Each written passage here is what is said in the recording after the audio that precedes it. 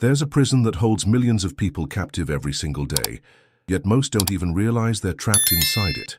This prison has no bars, no walls, no guards, but it's more confining than any physical structure ever built.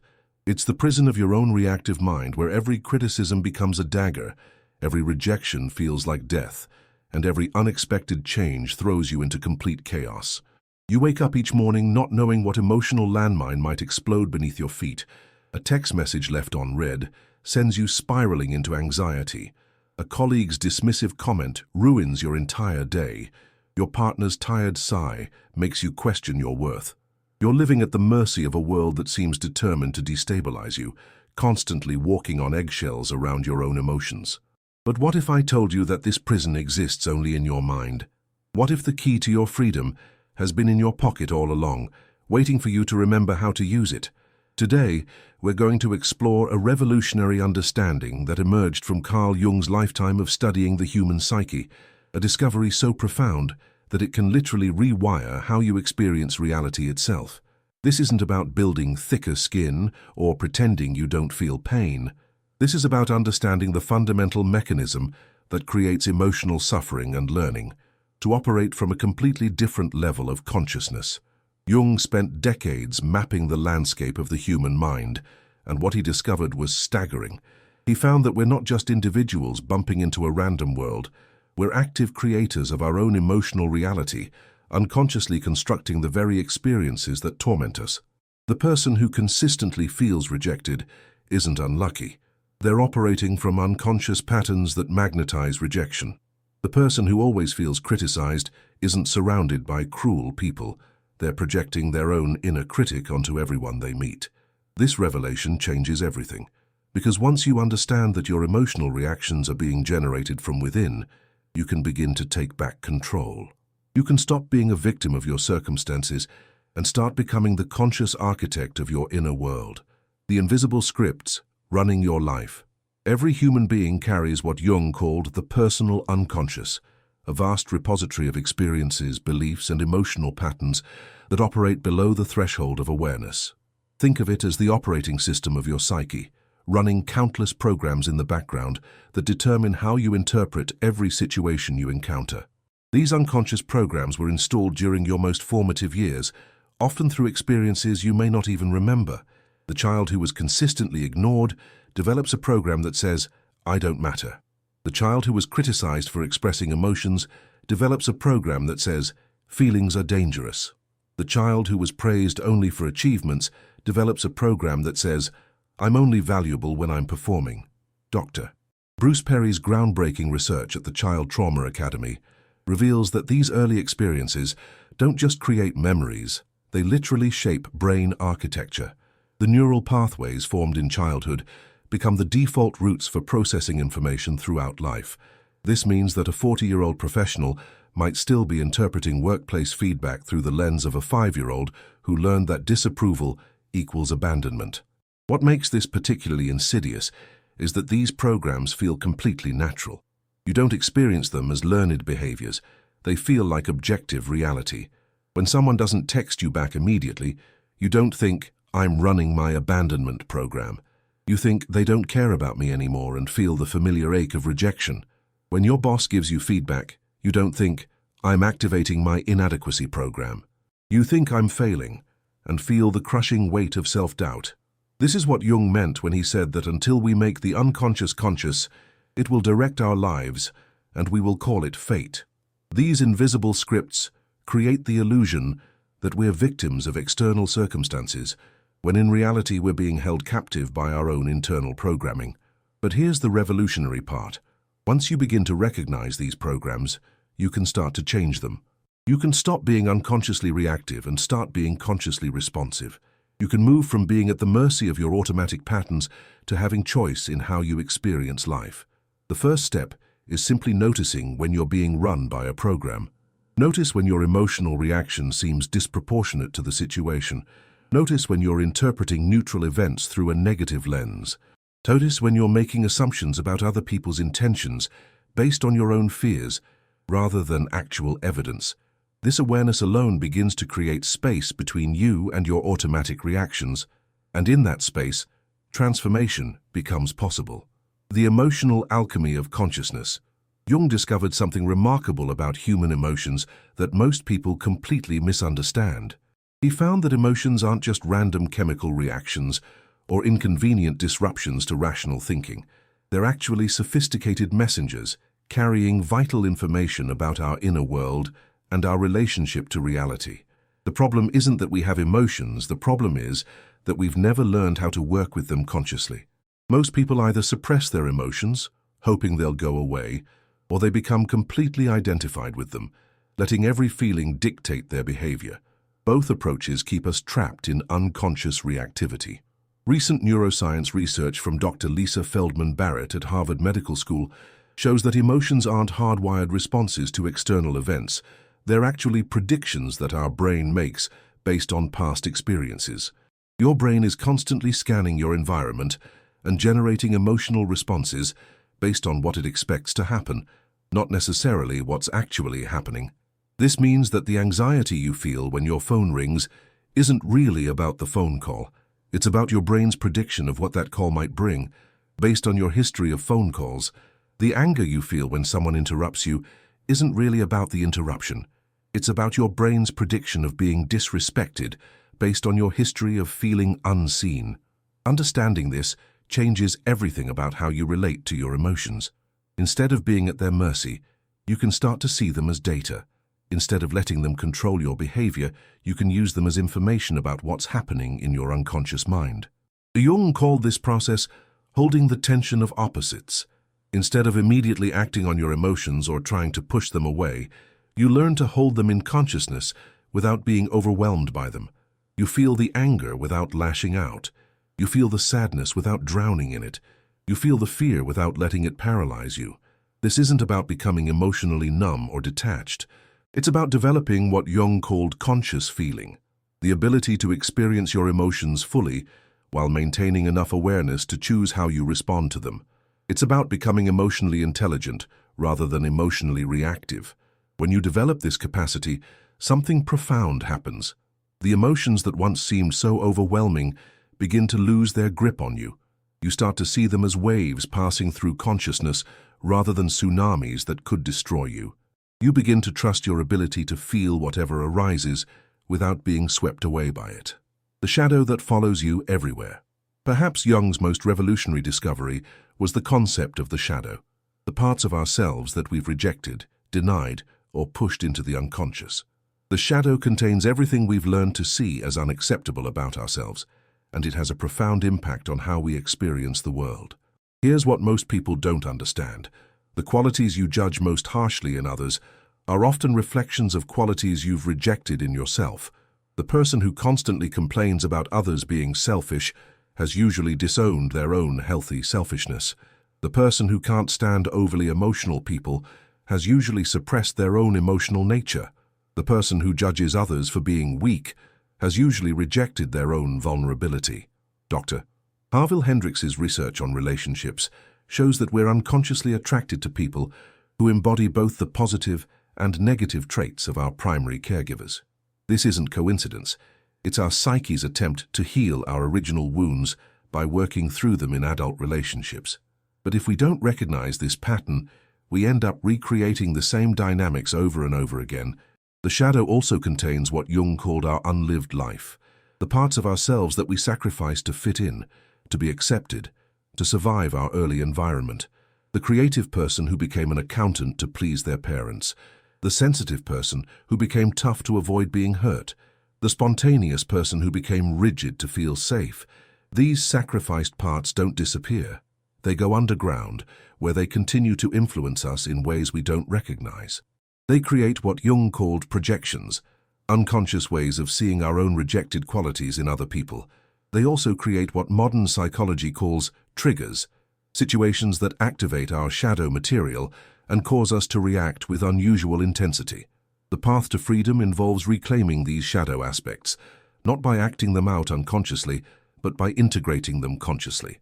This means acknowledging the parts of yourself you've rejected, understanding why you rejected them, and finding healthy ways to honor them in your life. For example, if you've rejected your anger because you learned it was bad, You might reclaim it by recognizing that healthy anger is actually a boundary-setting emotion that protects your integrity. If you've rejected your sensitivity because you learned it was weakness, you might reclaim it by recognizing that sensitivity is actually a form of intelligence that helps you navigate the world with greater awareness. This shadow work isn't just about personal healing. It's about taking responsibility for your projections and reactions. When you own your shadow, you stop unconsciously dumping your rejected qualities onto other people. You stop looking for enemies in the external world and start recognizing the internal conflicts that create your suffering. The neuroscience of emotional transformation. Modern brain research has validated many of Jung's insights about the unconscious mind and emotional transformation. Dr. Daniel Siegel's work on neuroplasticity shows that our brains remain capable of change throughout our entire lives. The neural pathways that create our automatic emotional responses can be rewired through conscious practice. When you repeatedly respond to challenging situations with awareness rather than reactivity, you're literally building new neural networks. Each time you pause between stimulus and response, you're strengthening the prefrontal cortex, the part of your brain responsible for conscious choice. Each time you observe your emotions without being controlled by them, you're developing what neuroscientists call emotional regulation. Dr. Rick Hanson's research reveals that positive experiences can actually change brain structure when they're consciously absorbed and integrated. This means that every moment of peace, every experience of self-compassion, every instance of conscious choice is physically rewiring your brain for greater emotional resilience. The key is understanding that transformation happens through practice, not through insight alone. You can understand intellectually that your reactions are based on past programming, but actual change requires repeatedly choosing new responses in real-time situations. It's like learning to play the piano. You can read all the theory books you want, but your fingers only learn to move correctly through repeated practice. This is why Jung emphasized the importance of active imagination, consciously engaging with your unconscious patterns rather than just thinking about them. It's why meditation practices focus on observing thoughts and emotions without immediately reacting to them. It's why therapy is most effective when it includes experiential exercises rather than just talking.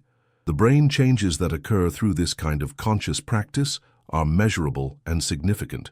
Brain scans show increased gray matter density in areas associated with learning, memory, and emotional regulation. They show decreased activity in the amygdala, the brain's alarm system. They show increased connectivity between different brain regions, allowing for more integrated and flexible responses. But perhaps most importantly, they show that it's never too late to change. Regardless of your age, your history, or how entrenched your patterns seem to be, your brain retains the capacity to form new neural pathways. This means that the emotional patterns that have been running your life for decades can actually be transformed through conscious practice. The art of conscious response. The space between stimulus and response is where your freedom lives. In that microsecond between when something happens and when you react, you have the opportunity to choose consciousness over conditioning, awareness over automaticity, wisdom over reactivity. Most people live their entire lives without ever discovering this space. They go straight from trigger to reaction without any pause for choice. Someone says something that activates their insecurity program, and they immediately defend, attack, or withdraw. Someone does something that triggers their abandonment program, and they immediately cling, chase, or shut down. But when you begin to develop what Jung called conscious awareness, you start to catch these moments before they run away with you. You notice the familiar sensation of being triggered. You feel the old emotional program trying to take over, and instead of immediately obeying its commands, you pause, you breathe, you remember that you have options. This isn't about suppressing your emotions or forcing positivity. It's about creating enough space to respond from your highest self rather than your wounded self. It's about choosing your response based on what will serve your growth and well-being rather than what will temporarily relieve your discomfort. Dr. Viktor Frankl, a Holocaust survivor and psychiatrist, wrote extensively about this space between stimulus and response. He found that even in the most extreme circumstances, people retain the ability to choose their response. This choice, he argued, is what makes us fundamentally human and gives meaning to our suffering. When you practice conscious response, You're not trying to control what happens to you. You're taking responsibility for what happens through you. You're not trying to prevent all difficult emotions. You're learning to move through them with grace and wisdom. You're not trying to perfect your life. You're learning to perfect your response to life. This practice transforms not just your inner world, but your outer world as well. When you stop reacting from your wounds, you stop creating the very situations that wound you. When you stop projecting your fears onto others, you stop attracting people who confirm those fears. When you stop being driven by unconscious programs, you start making choices that align with your authentic values and desires. The result is a life that feels more authentic, more peaceful, and more aligned with who you truly are. Not because external circumstances have changed, but because you've changed how you meet whatever circumstances arise. The alchemy of self-love. One of the most profound discoveries in Jung's work was the recognition that self-love isn't a feeling you can manufacture or a practice you can force. It's a natural byproduct of developing a conscious relationship with all aspects of yourself, including the aspects you've been rejecting, judging, or trying to fix. Most approaches to self-love focus on building self-esteem or practicing positive affirmations, but Jung understood that genuine self-love emerges from self-acceptance, and self-acceptance requires facing the totality of who you are without trying to change or improve anything. This includes accepting your emotions without judging them as good or bad. It includes accepting your thoughts without trying to control them. It includes accepting your reactions without shaming yourself for having them. It includes accepting your history without trying to rewrite it. Dr. Kristin Neff's research on self-compassion shows that people who practice self-acceptance have lower levels of anxiety and depression, greater emotional resilience, and more satisfying relationships. They're also more likely to engage in healthy behaviors and pursue meaningful goals, not because they're trying to fix themselves, but because they're acting from a place of self-care. This is radically different from the self-improvement mindset that dominates our culture. Instead of trying to become someone else, you're learning to embrace who you already are.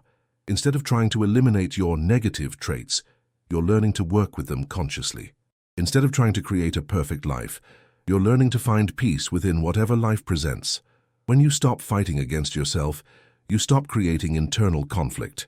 When you stop trying to be someone else, you stop exhausting yourself with performance. When you stop judging your emotions, you stop adding suffering to your pain. When you stop resisting your experience, you stop creating the very tension that makes experience feel intolerable. This shift from self-improvement to self-acceptance is what Jung called individuation, the process of becoming who you truly are rather than who you think you should be.